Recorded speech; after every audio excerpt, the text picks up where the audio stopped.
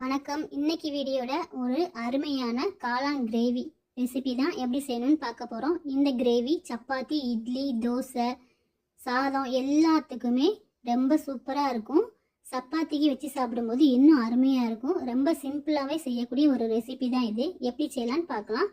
First ஒரு ஃபேனில் 2 spoon அளவுக்கு oil சேர்த்துக்கோங்க. ஆயில் நல்லா காஞ்சதுக்கப்புறமா இதோட ஒரு துண்டளவுக்கு பட்டை,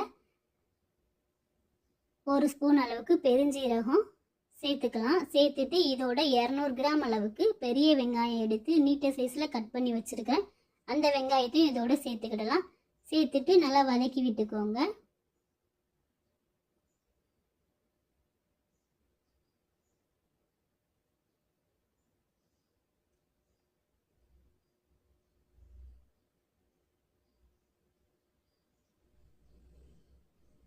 அடுத்ததாக இதோட 100 கிராம் அளவுக்கு நல்லா பழுத்த தக்காளியாக எடுத்து கட் பண்ணி அதையும் உள்ளே சேர்த்துட்டு நல்லா வதக்கி விட்டுக்கலாம்.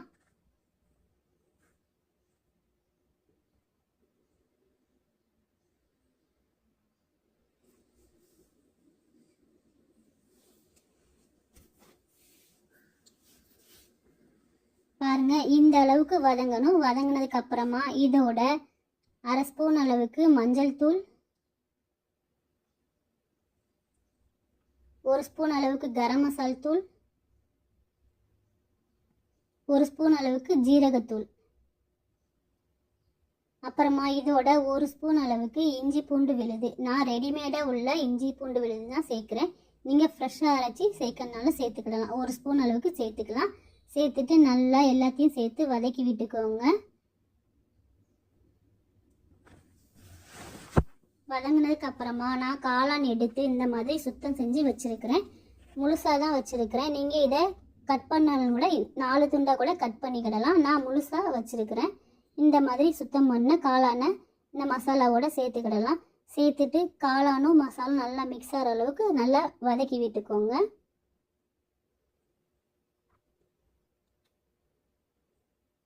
இந்த கிரேவியோட டேஸ்ட் ரொம்ப அருமையாகவே இருக்கும். நீங்களும் இதே மாதிரி இதே அளவுகளோட செஞ்சு சாப்பிட்டு பார்த்து எப்படி இருக்குங்கிறத சொல்லுங்கள்.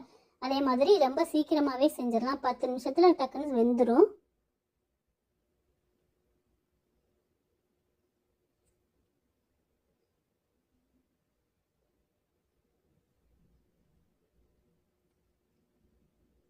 வதக்குனதுக்கு அப்புறமா இதோட 1 ஸ்பூன் அளவுக்கு மிளகாய் தூள், தனி மிளகாய் தூள், நான் வீட்டில் அரைச்ச பொடி தான் சேர்த்துருக்குறேன். நீங்கள் கடையில் இருந்த பொடி எதுனாலுமே சேர்த்துக்கிடலாம்.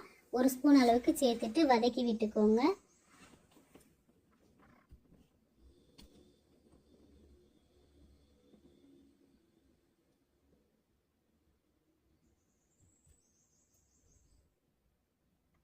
இந்த மசாலா காளானோட நல்லா மிக்ஸ் ஆகணும். அதனால நல்லா வதக்கி விட்டுக்கலாம்.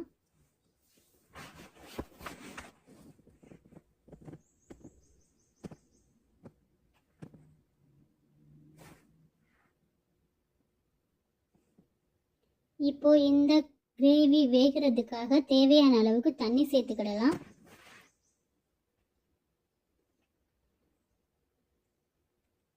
தேவையான அளவுக்கு உப்பு சேர்த்துக்கோங்க.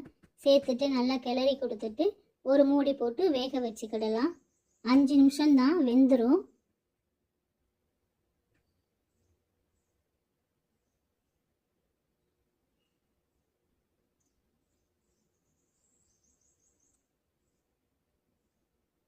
நல்லா மிக்ஸ் பண்ணி விட்டுட்டு ஒரு மூடி போட்டு வேக வச்சிடலாம்.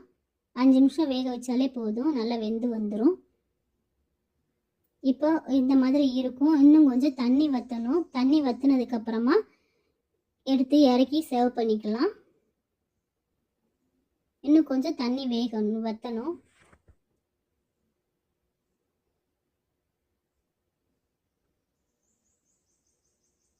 இப்போ காளான் பாதி அளவுக்கு வெந்து வந்திருக்குது. இன்னும் ஒரு 2 நிமிஷம் மூடி போட்டு வேக விட்டு இறக்கிடுங்க. இப்போது காளான் ரெடி ஆயிடுச்சு. லாஸ்ட்டாக மல்லி இலை தூவி விட்டு இறக்கிக்கிடலாம். நம்ம ஊற்றின தண்ணி எல்லாமே வற்றிடுச்சு. கிரேவியும் நல்லா திக்னஸாக வந்திருக்கு. ஃபைனலாக மல்லி இலை தூவி இறக்கிக்கோங்க. அவ்வளோதாங்க, சுவையான காளான் கிரேவி ரொம்ப அருமையாக இருக்கும். இதே மாதிரி நீங்களும் செஞ்சு சாப்பிட்டு பார்த்து எப்படி இருக்குன்னு சொல்லுங்கள். இந்த மழை நேரத்தில் நல்லா சுட சுட சப்பாத்தி இதோட வச்சு சாப்பிடும்போது ரொம்பவே டேஸ்ட்டாக இருக்கும். இதோட டேஸ்ட் ரொம்பவே அருமையாக இருக்கும். இதே மாதிரி செஞ்சு சாப்பிட்டு பாருங்கள்.